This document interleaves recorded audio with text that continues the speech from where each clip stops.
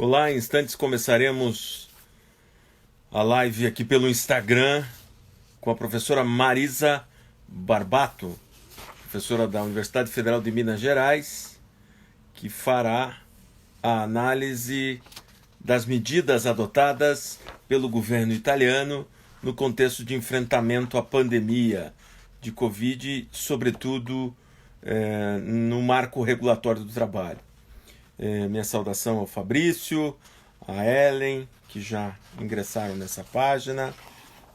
Logo aguardamos o ingresso da nossa querida Marisa Barbato. Olá, Rosa, boa noite, seja bem-vinda.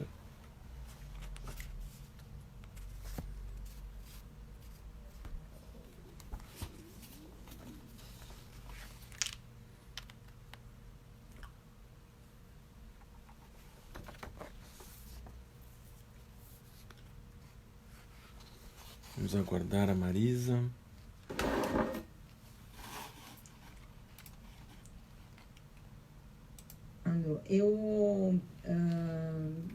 Vamos fazer um diálogo assim, quanto aquele roteiro que você preparou, pode ser, mas eu acho melhor deixar fluir a conversa. Só não me faça perguntas muito detalhadas, porque eu não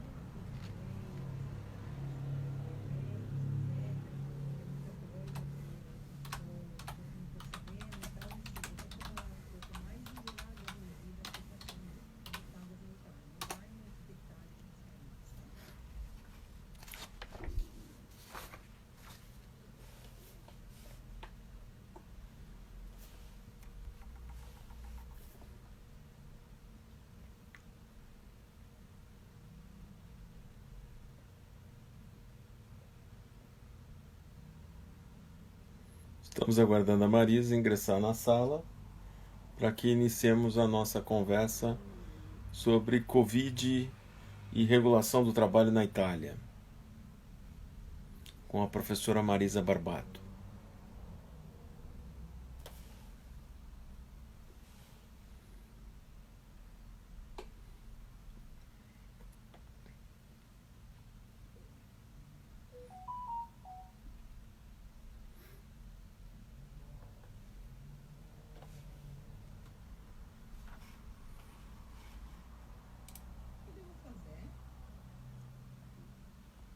Só um minutinho que a gente vai orientar aqui a professora Marisa.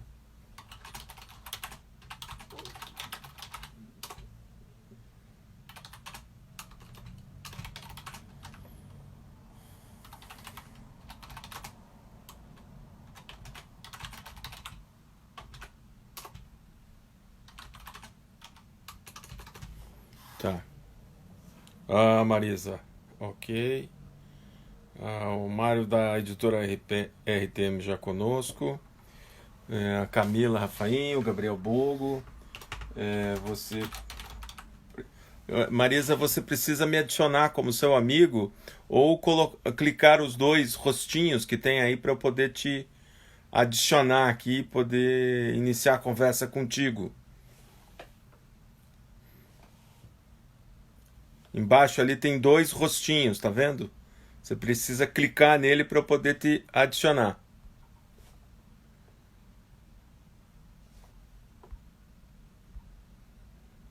Eu não consigo te incluir. Boa noite a todos que vão ingressando na nossa live dessa noite. O nosso querido magistrado Kleber Almeida, de BH, o ilustre processualista do trabalho. Camila, várias pessoas. Vamos ver aqui como resolvemos. Para mim parece que você não pode participar, Marisa. Você precisa ou me adicionar como seu amigo no Instagram ou apertar os dois rostinhos embaixo da tela para podermos iniciar a nossa live. Amanda, boa noite. Seja bem-vinda. Manuel, boa noite, seja bem-vindo. Dani Dinali, seja bem-vinda. Estamos aguardando o ingresso da professora Maria Rosária Barbato, nossa querida Marisa, para que eu possa incluí-la em nossa live. Acho que agora vai dar. Marisa, vamos ver. Estamos conectando. Oi, Marisa. Oh, conseguimos. Tudo Mas bem? eu tentei do computador, mas não consegui. Então vamos ver agora. Eu estou no celular. Tá bom, tá bom, tá bom. Você me vê e me Deixa, ouve bem? te vejo, só deixa colocar o celular de uma forma que fique em pé, porque não, não tinha planejado isso, porque está na tomada, né? Então tenho. Vamos ver se fica Sim. desse jeito. Nuredim, boa noite, salve, salve. Não Vários fica. amigos já entraram na sala. Só para te atualizar, Marisa, o Sim. Nuredim, o Fabrício, que é juiz do trabalho, a Ellen Razan, que é nossa colega advogada em Minas, a Amanda Foltran, nossa colega aqui de escritório, o Manuel Mafra, que está em Coimbra, Portugal, o Kleber Almeida, que é juiz do trabalho, a RTM, o nosso querido Mário está presente, também acompanhando, a Camila Rafaim, o Gabriel Bogo, a Rosa Júlia, várias pessoas já estão na nossa sala para nos acompanhar nessa noite. Marisa, tudo certo aí? Podemos começar? Deixa só ajustar um momento aqui, que estou com a dificuldade. Ok, tentar. Desse jeito deve dar, né? Pronto. Boa noite a todos e a todas. Sandro, sempre essas tecnologias modernas, né? Eu sou um pouco velha guarda, agora já sou bem velhinha. Acho que não faz para mim a tecnologia. Não. Tudo. Temos que usá-la para nos auxiliar nesse momento difícil de isolamento social, mas que não Sim, significa confinamento de ideias, não é isso, Marisa? pois Vamos é. utilizar a A tecnologia gente, para divulgar. a gente está aqui para isso, né? Para mexer um pouco com a nossa cabeça, com a cabeça das pessoas que nos escutam, né? Para dar um pouco de. Ô, Sandro, eu queria te falar uma coisa. Hum, Você deu um título a esta live que eu gostei muito, sabe? Você falou do querido Dante, né? Você falou da, do Dante Alighieri, que é o pai da Divina Comédia, né? E aí eu queria começar esta live com o incipit, né, da Divina Commedia, che diz in italiano: nel mezzo del cammin di nostra vita mi ritrovai in una selva oscura che la diritta via era smarrita. Ai quanto a dir qual era e cosa dura esta selva selvaggia e aspra e forte che nel pensier rinnova la paura. É um verso maravilhoso que me lembra tanto a minha adolescência, em um momento assim, e nesse momento também, né, de dificuldade histórica, política, me deixa pensar, né, a entrada em uma selva selvagem, como diz o Dante, né, que no Marisa, pensamento renova. Sim. tem muita gente que não é versada no italiano, traduz aí para a galera. Ah, é que no meio do caminho da minha vida eu me encontrei em uma selva obscura, selva escura, no meio do caminho da minha vida me encontrei na selva escura, já esqueci. Bom, mas enfim, esse, o sentido é esse, né? Que me encontrei num lugar que começa a me dar medo, né? E aí eu acho que a gente pode pensar nesse sentido. O inferno, o purgatório e o paraíso da nossa viagem, alegoricamente, como Dante diz, né? Que é a viagem da nossa vida. E quem sabe se a gente está enfrentando nesse momento o inferno, o purgatório ou até o paraíso, não sabemos. Depende de onde você esteja, mas certamente ninguém está muito perto do paraíso, não, Marisa. Marisa, eu só vou fazer uma inauguração oficial para a gente poder, sem Sim, perder o ritmo da prosa, que está ótimo. Então, para sim, quem não me conhece, eu sou o professor Sandro Lunardi, professor de Direito do Trabalho da Universidade Federal do Paraná, advogado trabalhista.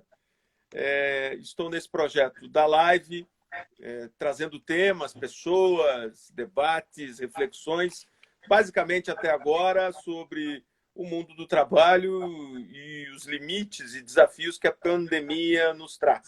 Essa é uma iniciativa do Instituto Edésio Passos, em parceria com a editora RTM, que, sediada em Minas, mas tem a responsabilidade de divulgar a cultura jurídico-trabalhista para todo o Brasil. A editora RTM é especializada na área trabalhista e sindical, tem um site que é editorartm.com.br, no qual você pode escolher os títulos, ler as revistas jurídicas muito interessantes para a sua atualização profissional, pesquisa científica, enfim, todos os temas atinentes ao nosso mundo do trabalho. Esse projeto é o projeto Prosa com o autor, e hoje recebemos a professora Marisa Barbato, e o tema é Itália e os desafios trabalhistas em tempos de Covid. Tristeza e solidão na terra de Dante. A Marisa até já fez, já recitou o Dante aí, ó, tá mostrando a Divina Comédia. Eu vou rapidamente falar o currículo da Marisa. Marisa é professora, querida professora, amiga da Universidade Federal de Minas Gerais, é doutora pela Universidade Tor Vergata, atualmente é vice-presidente da Associação dos Professores Universitários de Belo Horizonte, da PUBH, né? Autora e coordenadora desse livro, Lutar para Quê? Da greve às ocupações. Ela é organizadora pela editora RTM. Então, eu saúdo a todos que já nos acompanham essa noite. Vou fazendo como aquele radialista moda antiga, Marisa. Vou registrando as presenças, o Pietro, a Thaís, o Victor, o Manuel, o Alberto, Denise, minha querida colega, o Dr. Castro Neves. Boa noite de Belo Horizonte, nel mezzo del cammino di Nodia Vita mi trovai per una... E aí vai.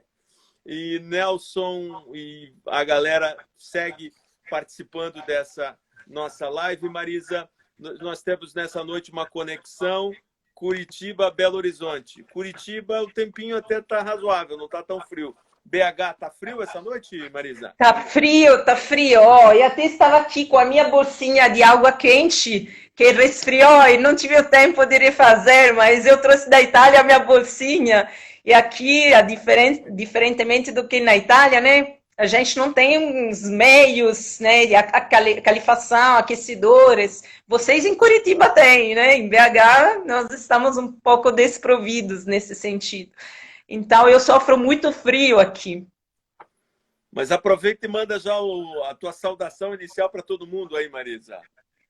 Então, gente, sejam muito bem-vindos nesta live, coraçãozinho para todos vocês que estão aqui para nos ouvir.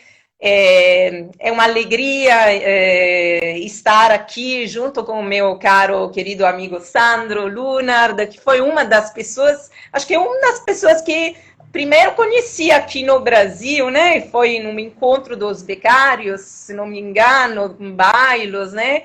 E desde então, nossa amizade se reforçou, se consolidou. O Sandro me chamou várias vezes, inclusive para trabalhar sobre questões ligadas, inclusive, aos sindicatos da Fiat, lá em Curitiba, da Fiat, os montadores de motores, né? O Sindimovec, me lembro.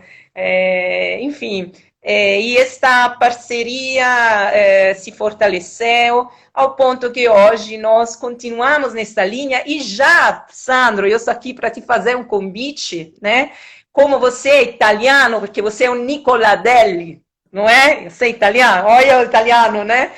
Eu venho para te convidar, porque entre as coisas que você falou, não falou, que eu sou presidente do Instituto Ítalo-Brasileiro de Direito do Trabalho de Minas Gerais, né? Mas nós temos a nossa sede central em Recife. Ontem eu conversei com o nosso presidente, que é o Rômulo Ney Barbosa de Freitas Filho, e a gente está te fazendo aqui um convite para integrar o nosso instituto e para nos ajudar a divulgar a cultura italiana, o direito do trabalho italiano, também com ele de Curitiba, né? Então, convite aceito. Convite aceito. Opa! Temos um associado a mais, que legal. Muito bem, Sandro. Vai ser um prazer uma hora continuar esta parceria e trabalharmos junto, inclusive nesta troca Brasil-Itália. Claro, claro. E a ideia era essa mesmo, né, Marisa? Da gente fazer esta reflexão tão necessária. A gente está muito ensimesmado nos nossos problemas, é natural e é óbvio que isso aconteça, tentando entender o problema, refletir sobre as soluções jurídicas trazidas pelo governo e o impacto disso no direito do trabalho, nas políticas públicas, mas já passava da hora também da gente compreender como isso foi enfrentado nos demais países, sobretudo na Itália, né? No qual, evidente, para além das nossas relações familiares ou de ancestralidade, também foi um país que ficou muito marcado no início da pandemia, né? E do que era de bom e de ruim, da solidariedade, das expressões artísticas nos balcões ou nas sacadas, mas também do número aflitivo de pessoas que morriam dia a dia e da inépcia, por assim dizer, do poder público no enfrentamento à pandemia. E todo mundo dizia, olha, esse é o roteiro a não ser seguido, né? Parece que o Brasil tem seguido esse roteiro abominável, né? De descumprir as regras básicas de proteção aos seus cidadãos. Mas veja, estamos aqui para conversar sobre tudo o que você já pesquisou, refletiu, naquilo que o governo italiano implementou. Seria possível você ter uma avaliação prévia, antes da gente adentrar em questões mais detalhadas, Marisa, se o governo da Itália respondeu a tempo e como foi a resposta dele no que diz respeito ao mercado de trabalho, aos trabalhadores e geração de renda? Como foi? Então, Sandro, eu acho que o governo italiano ficou bem, né, bem surpreendido, sem muito saber como se movimentar nos meandros desta pandemia, né? Foi uma coisa bem repentina, e, inclusive a Itália foi um dos primeiros países, aliás, foi o segundo país, depois da China foi a Itália, né? Então, na Europa foi o primeiro país que se encontrou a lidar e a gerir esta pandemia sem também, tateando um pouco, sem também saber qual era realmente o nível de infectividade da doença, de letalidade. Então, assim, foi tudo uma experiência que a Itália pagou nas custas dela. E a gente deveria ter aprendido muito mais do que aconteceu na Itália. Tanto que as cidades que foram inicialmente mais afetadas, que foram as cidades do norte da Itália, e sobretudo a Lombardia, que foi martoriada, né, por este vírus, inicialmente fechou, depois abriu de novo, depois fechou. Este fechar, abrir e fechar, que gerou o grande problema da difusão abnorme do vírus e de todas as mortes que tivemos. Lá na província de Bergamo, na cidade de Bergamo, se chegou ao ponto que o exército teve que buscar corpos, né, de pessoas que havia mortos por causa do Covid-19. E não havia onde onde colocar esses corpos, e também os incineradores não estavam mais suficientes, então chegou num ponto de pânico mesmo, né? Então, o governo italiano, na hora que as questões iam se agravando, começou a adotar medidas, inclusive no medo, né, no pânico, e de uma forma emergencial, ao ponto que muitas liberdades, isso é uma coisa muito, muito importante de se dizer, que isso podemos falar aqui no Brasil também, mas na Itália isso foi muito mais intenso, muitos direitos e garantias constitucionais foram comprimidas e até eliminadas, né? Porque se falamos, por exemplo, da liberdade de circulação, não havia mais, porque na Itália a circulação foi limitada ao extremo aos casos de necessidade, de urgência. Então, as pessoas apenas podiam sair de casa para ir trabalhar quando o trabalho era necessário, então, quando se tratava de um serviço essencial, ou para ir na farmácia, ou nos supermercados, apenas uma pessoa por família, então você não podia ir acompanhado, você ia usando todos os dispositivos de proteção, enfim, e também circulando com uma autodeclaração na qual você declarava onde você estava indo e tal, assumia a responsabilidade da sua declaração mentirosa da multa, né? E essas multas, que será provavelmente o grande problema da possível inconstitucionalidade de alguns provedimentos, de algumas medidas que foram adotadas na Itália, porque o que aconteceu? Que na emergência o governo precisou fazer. Então, assim, eu também entendo, porque acho que quando você vê que o vírus se divulga em forma exponencial, né, aí você tem que frear, tem que adotar alguma medida. E o que foi feito foi adotar medidas através de atos administrativos, né? Atos administrativos, será que um ato administrativo pode suspender a Constituição? Foi declarado o estado de emergência em 31 de janeiro de 2020. Veja, Sandro, o primeiro caso que teve na Itália foi, se não me engano, dia 28 ou 29 de janeiro, que foi o dia em que eu voltei da Itália. Olha, só para te dizer, no dia anterior, eu estava na Via Cavour, fui encontrar um professor da UFMG que estava lá na Itália, junto com um colega italiano da Universidade de Nápoles. Fomos jantar naquele lugar. O dia seguinte eu viajei, cheguei no Brasil e me mandaram a notícia que o primeiro caso na Itália foram 2 chineses em Roma, num hotel da Via Cavour. Então ficou pânico, né? Em que hotel estava o meu colega? Fomos pesquisando, conversamos com o colega, e não era. Mas eu tinha acabado de voltar e o primeiro caso tinha se manifestado na Itália. Se fala que o primeiro caso foi lá em Bo, tá? Mas eu não sei. Primeiro caso que eu escutei da Itália foi este caso lá em Roma. Então, o que acontece? Que o governo já em 31 de janeiro, ele já declarou o estado de emergência. Então, foi muito rápido nisso, porque a experiência de Wuhan ensinou, pelo menos, nesse sentido. E aí, se começaram a adotar medidas por meio de atos administrativos, porque mais rápidos, não precisava de passar no parlamento italiano, né?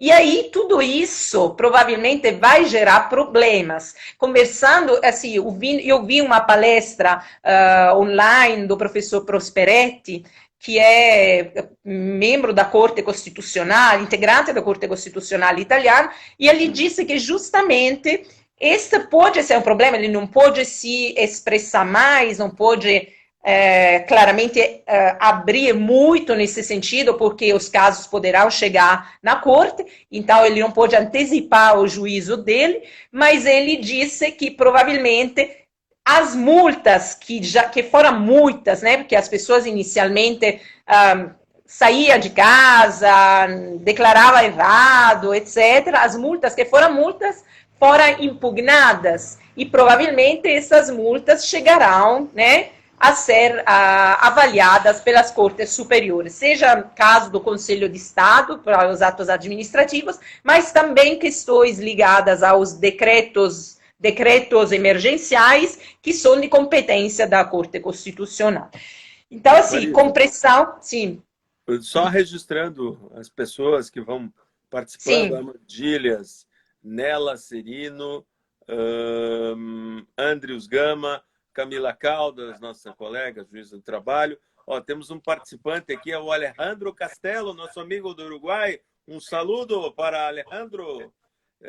Fred Alvarenga, lá da Universidade né, da República, né? A Williana, minha estagiária, presente, o Marcos Malhadas, o Fernando Carneiro, o Newton Neco, que é dirigente sindical dos comerciários de Porto Alegre, os demais aqui a gente já foi, a Cris, a Heloísa, enfim, o Victor, várias pessoas. Segue aí, Marisa. Você dizia, então, que o governo, diante do desafio e da crise sanitária, tomou medidas e restringiu direitos. E isso Exato. E aí nós tivemos na Itália e virar para o Brasil, né? Diversas restrições de liberdades e direitos constitucionais, liberdade de circulação, liberdade de reunião, porque foram proibidos os assembleamentos, né? Liberdade de circulação, liberdade de culto, porque também foi impedido as pessoas de ir nos lugares de culto, e liberdade de educação, também o direito de educação, que foi comprimido, se bem na Itália, diferentemente do que aqui no Brasil, a maioria das escolas se adaptaram rapidamente à educação, vamos dizer, utilizando sistemas de trabalho remoto para os professores, né?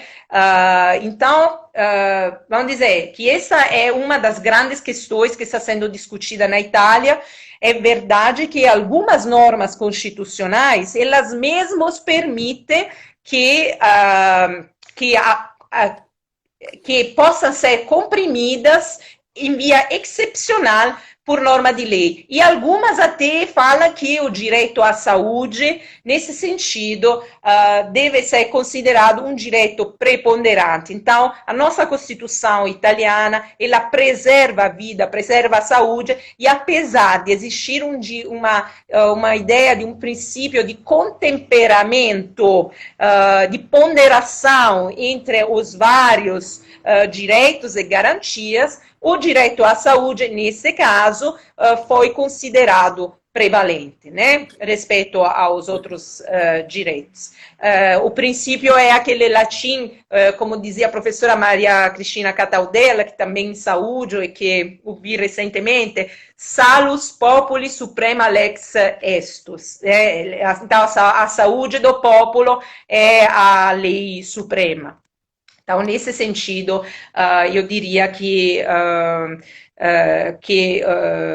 o governo italiano teve muita coragem, inclusive, mas teve que ter, porque foi uma necessidade naquele momento. Se eu mesma deveria dizer foi certo, foi errado, eu não saberia dizer, mas eu acho que não deve ser fácil enfrentar uma pandemia e levar na consciência milhares e milhares de mortos. Então, assim, eu prefiro uma postura drástica, radical, séria de um Conte lá na Itália, do que, eu devo dizer isso, não sei se você me permite, de um governo como aquele brasileiro, que infelizmente prioriza a lógica econômica, prioriza a lógica de mercado, em detrimento da saúde dos cidadãos. Quando um presidente que deveria liderar o país e gerir uma crise como esta, fala que esta não é mais do que uma gripezinha, e também nós em Minas, infelizmente, temos um governador que disse numa entrevista que o vírus deve viajar. O vírus deve viajar porque as pessoas devem se imunizar. É claro que estamos embaixo do céu, como se diz em Nápoles, se fala em napolitano, sta baixo cielo, não é nella Cerino, vi que nella Cerino sta lá, nella é napoletana. Então, significa que a gente só espera o que vier, porque não temos nenhuma forma de nos preservar, né? Então, a gente precisa ter muito cuidado. Aqui em Minas, por exemplo, houve a reabertura do comércio, porque os indicadores estão baixos, porque o prefeito da cidade, ele se atentou às orientações do Comitê de Combate ao Covid, que ele mesmo criou aqui em Minas, né? E aí, agora as pressões são muitas, os índices baixaram, e aí o comércio estaria aberto. Mas vamos ver o que acontece, inclusive porque o estado de Minas ontem, ele relatou que aqui em Minas tem uma subnotificação de 800%, porque não se fazem os testes, né?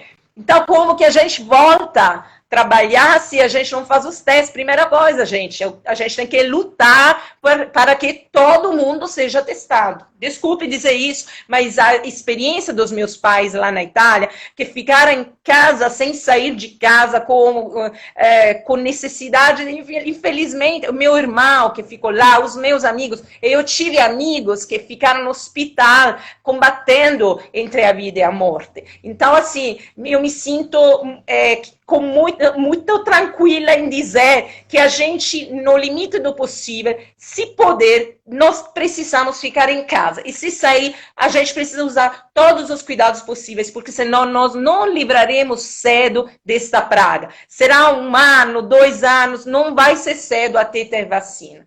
Então, nós precisamos cuidar de nós, porque nossos governantes não cuidam de nós, não. Sim. Bem, Marisa, para você poder tomar uma aguinha aí. Eu esqueci de pegar minha água. Quando eu tiver necessidade, eu vou dar uma fugidinha. Sim, vou registrando aqui as presenças. A professora Thaís da Fonseca, a Rosa, o Victor Bozon, o André Passos, olha aí, apareceu o André, a Lua Viotti, a Talu, a minha orientadora e coraçõezinhos. A Nélia, minha orientada, Talu. Talu é minha orientada, Thaís coordena comigo o grupo de pesquisa que acabamos de criar, que se chama Trabalho em Movimento, Trenzinho, né? Trenzinho mineiro, Trabalho em Movimento. Vou indicar aqui também o Juliano Locatelli, meu querido amigo aqui de Curitiba, o Antônio Marcos Noronha, Amandilhas e outros já que registraram. Marisa, oi, o André Passos daqui também. Olha aí, o André já mandou. Oi, André, obrigada. A Thaís mandou coraçõezinhos e vamos de coração em coração, Sofia Rabelo. Marisa, você, nessa sua introdução, apresentou esse quadro, né, de pandemia, as medidas governamentais, já trouxe para o Brasil as suas impressões e aquilo tudo que você entende que a gente deve perceber e reagir de algum modo, ou exigir dos governantes posturas. Mas voltando lá para a velha bota, o que você me diz assim que é possível identificar? Quais foram as grandes linhas ou as grandes medidas do ponto de vista do direito do trabalho, do marco regulatório do trabalho ou de políticas públicas que você poderia destacar para nós e que seriam interessantes mostrá-las até para comparar como foi com o Brasil? Sim. Então, em primeiro lugar, como eu disse, houve algumas medidas, entre as mais importantes, 2 decretos, né? Um que foi, me parece, um em março e um em abril, né? O primeiro se chamou Decreto Cura Itália, e o segundo se chama Decreto Rilancio, para relançar o país, né? Devo dizer que o governo, acho que deu as respostas que conseguiu dar, inclusive brigando muito com a União Europeia para conseguir a suspensão de algumas medidas que impõem um teto à despesa pública, para conseguir também financiamentos. Enfim, acho que teve muito diálogo e também discussões. Em tudo isso, quero dizer que também, diferentemente do que está acontecendo aqui, os partidos políticos, inclusive os partidos de direita, ficaram bem mais solidários, bem mais com consciência de uma unidade de ação dentro de uma emergência. E também as decisões foram tomadas na Itália, mesmo na urgência, com uma certa coparticipação das partes sociais também, né? Então, houve apesar de ter resistências, etc., em geral, se conseguiu uma certa unidade nesse sentido. Então, o que foi feito foi pensar em todas, a 360 graus, se tentou pelo menos, né? Porque sempre se esquece alguém, sempre alguém consegue ser privilegiado respeito a outros, mas eu devo dizer que, comparando, né, em termos relativos, a Itália se comportou bem nesse sentido. Então, muito dinheiro foi destinado à manutenção, né? Vamos dizer, manutenção das vagas de trabalho. A primeira coisa, manutenção do trabalho. A primeira grande preocupação é que a prestação impossível na Itália poderia ensejar a dispensa do trabalhador, porque seria uma prestação impossível se a pessoa não pode ir trabalhar. Aí, normalmente, isso depois de um tempo, ensejaria a dispensa. Então, como superar esta questão? Então, como se superou? Se superou prevendo uma proibição de dispensa, né? Uma proibição de dispensa dos trabalhadores em época de pandemia. Proibição de dispensa no caso da dispensa por justificado motivo objetivo. Porque tem que saber que na Itália nós temos três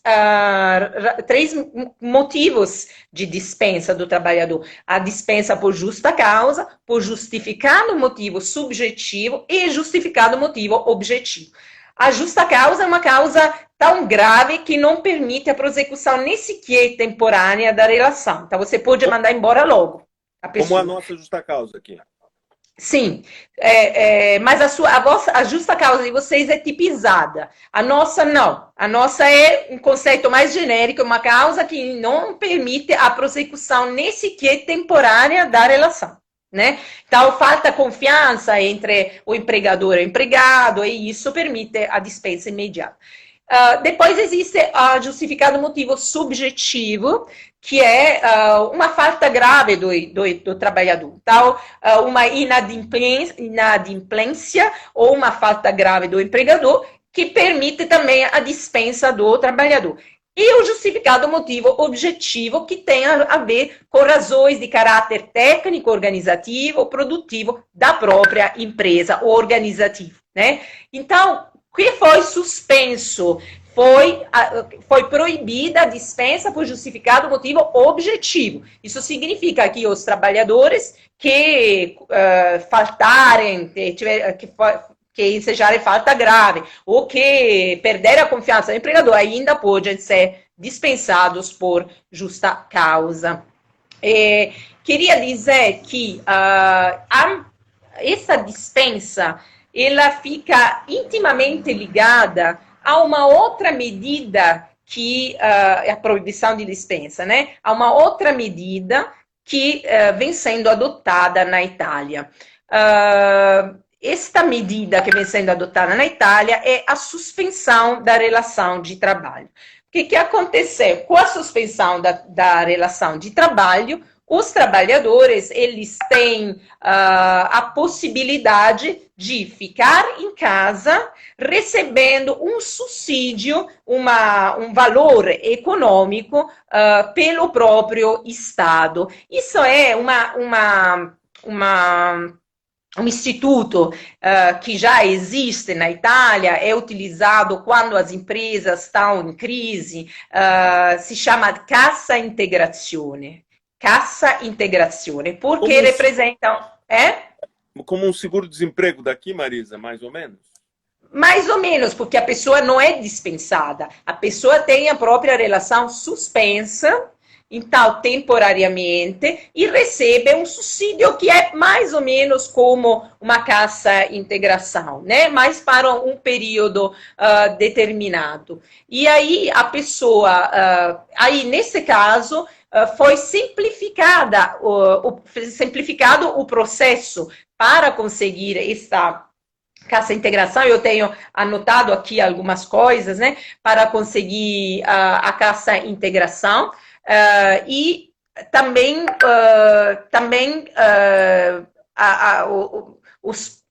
os prazos, né, para as questões burocráticas foram absolutamente reduzidos, né. Tem que dizer uma outra coisa que eu esqueci, também continua sendo dispensáveis os trabalhadores que já antes poderiam ser livremente dispensados por desejo do empregador, porque na Itália ainda tem isso, né? Trabalhador, empregado doméstico, trabalhador em prova, os dirigentes, né? Ou alguns trabalhadores que têm alcançado alguns limites de idade. Então, esses trabalhadores também continuam sendo dispensáveis, né? Pode ser mandado embora. Esta proibição de dispensa, ela foi prevista no primeiro decreto para 30 dias. No segundo decreto, ela foi prorrogada para 5 meses, né?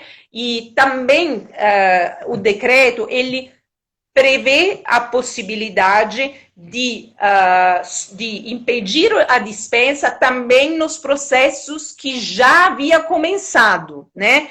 Então, assim, suspende todos os processos, seja individuais, sejam coletivos. Na Itália, nós temos também a dispensa coletiva, que é um instituto que permite, que prevê um processo especial quando o empregador quer dispensar mais de 5 trabalhadores no arco, se não me engano, de 120 dias. Então, é uma tutela maior para os trabalhadores que precisam da presença dos sindicatos, né, durante a dispensa coletiva, que deve responder a determinados requisitos, né?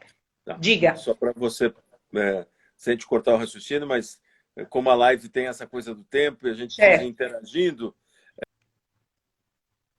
só vou registrando a presença também de outras pessoas que ingressaram, a Psi Roclen, o Bruno Ban, o Antônio, o Stanley Savoretti,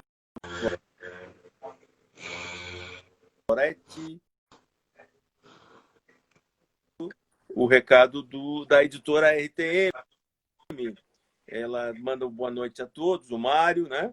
A editora RTM parabeniza o professor Boa Sandro, noite, Mário. Eu não saudei, mas Mário está no meu coração. Mário é uma pessoa especial. Quem puder publicar com ele, gente, ele tenta agilizar, ele tenta ajudar. É pessoa fantástica, Mário. Mário, obrigada por tudo, viu?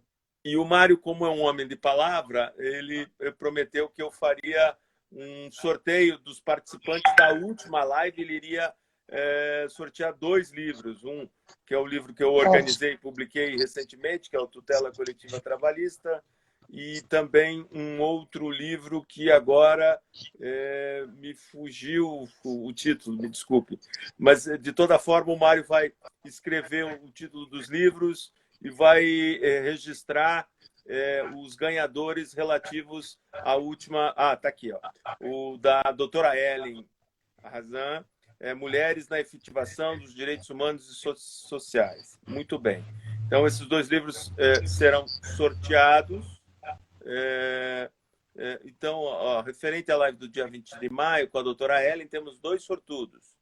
A Cris Carvalho ganhou o livro da doutora Ellen. E a Benizete Ramos, creio eu, acho que a nossa colega, professora também, e Benizete Ramos. Então, o Carvalho Araújo, Cris Carvalho Araújo, depois temos que identificá-la, Mário, e a doutora Benizete Ramos, que é professora, acho que da Federal Fluminense, nosso colega é da Brap, se não me engano. Mário, a Heloísa manda um abraço para o Mário aqui, ó. Usou a nossa live para mandar um abraço para o Mário. Você veja como a tecnologia permite as relações humanas, a intermediação de relações humanas. Mário, daqui a pouco vira agência de casamento também, né? Esqueceu de Divinópolis, olha lá. A Heloísa cobrando o Mário. Entrou agora também conosco a Marina R. de Azevedo. Dando sequência, Marisa, porque a nossa prosa vai caminhando já para a metade final, não para a metade final, não, para o seu quarto final. Marisa, você identificou a Cassa Integrazione como sendo uma ferramenta já existente no marco regulatório italiano. Teve alguma novidade que você possa considerar que foi uma introdução de algo novo do ponto de vista regulatório para esse período, que seja possível de destaque? Olha, a novidade foi que essa Cassa Integração, ela tem limites também, tem empresa que pode, que não pode, etc. E essa foi praticamente ampliada, quase essa foi a medida que foi utilizada para os trabalhadores empregados, né? Porque para os empregados que, de qualquer forma, não pudessem trabalhar, né? Porque se a empresa não tem como,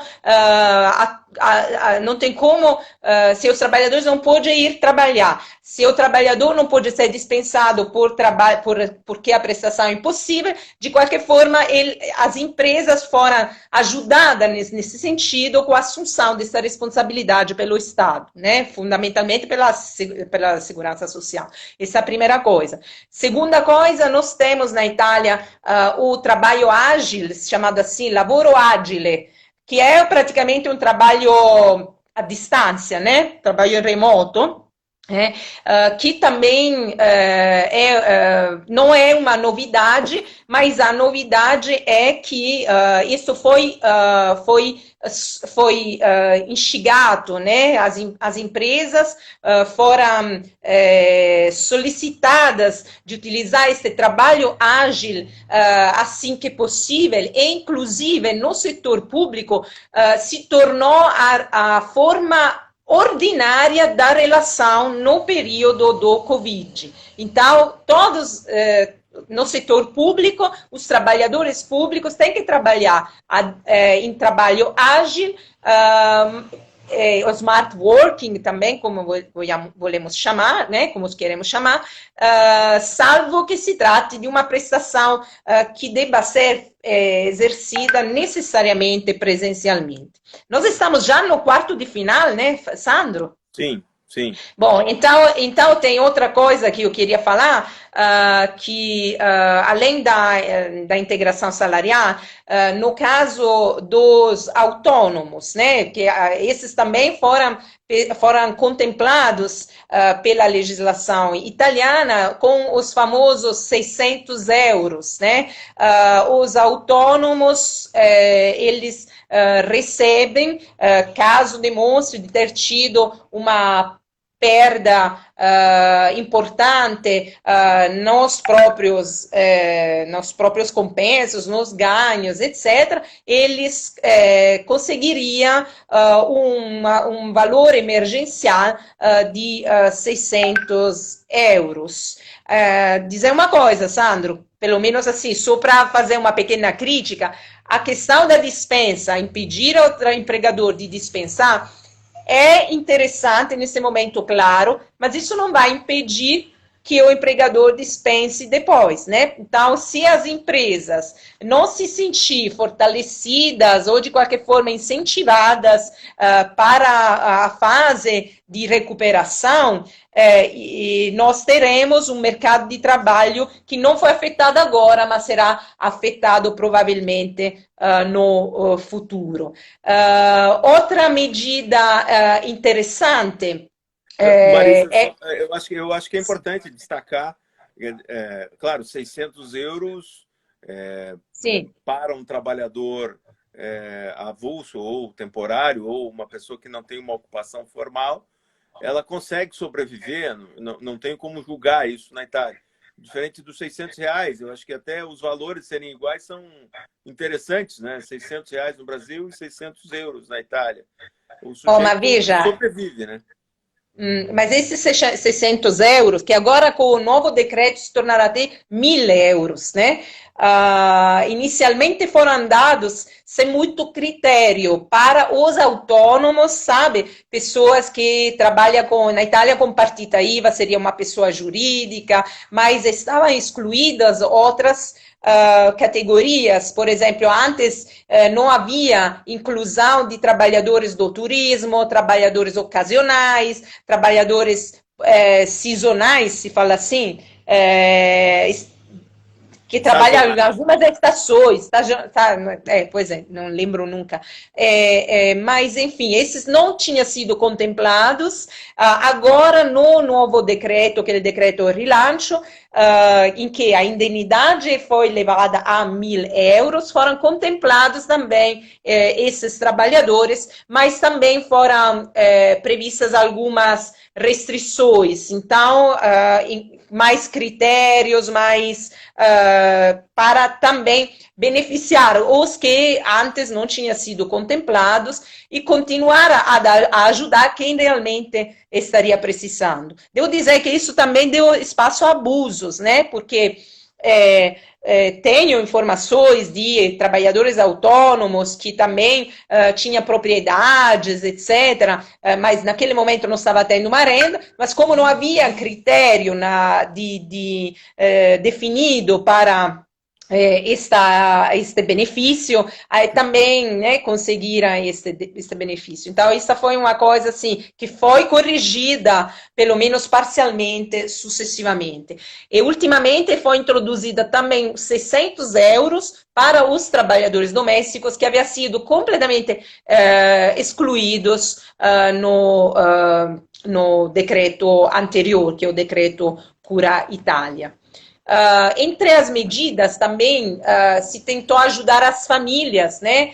Porque como agora se trabalha em casa, também você trabalha em casa ou tem filhos em casa, né? Então, essa é uma questão que também foi avaliada pelo governo italiano e previu a possibilidade que os pais tivessem uma licença parental, né, de 15 dias inicialmente, agora levada a 30 dias. Esses 15 dias poderiam ser usufruídos, seja pelo pai, seja pela mãe, mas não poderia ser acumulado. Então, eram 15, agora são 30, ou o pai e a mãe junto 30 dias, ou o pai 30 dias, ou a mãe 30 dias.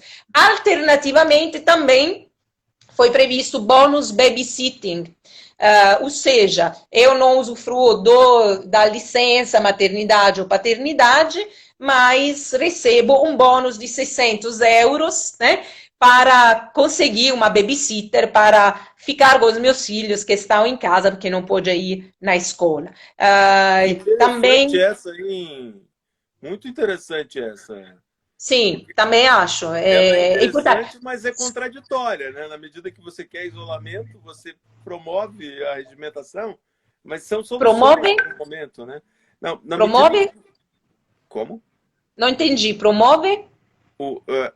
Na medida em que você exige isolamento, sim, você teria que ficar em casa, né?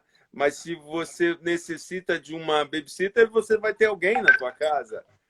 Do ponto de vista do isolamento, é até um pouco contraditório, mas justificável até, né? Olha, mas o que aconteceu de verdade no mercado de trabalho italiano é que, nessa época, assim, não teve dispensas de trabalhador, que a maioria usufruiu desse valor emergencial, etc. Houve um aumento dos empregados domésticos, por quê? Porque havia uma necessidade também, por exemplo, de cuidar dos idosos.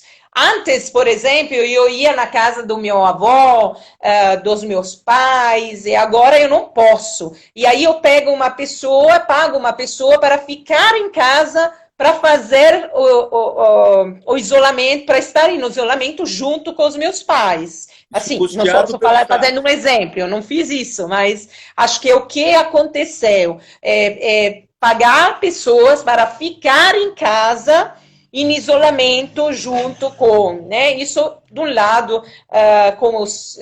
Agora, a questão dos filhos é outra coisa. Você paga uma babysitter para ficar em casa junto, mas essa não é cultura italiana.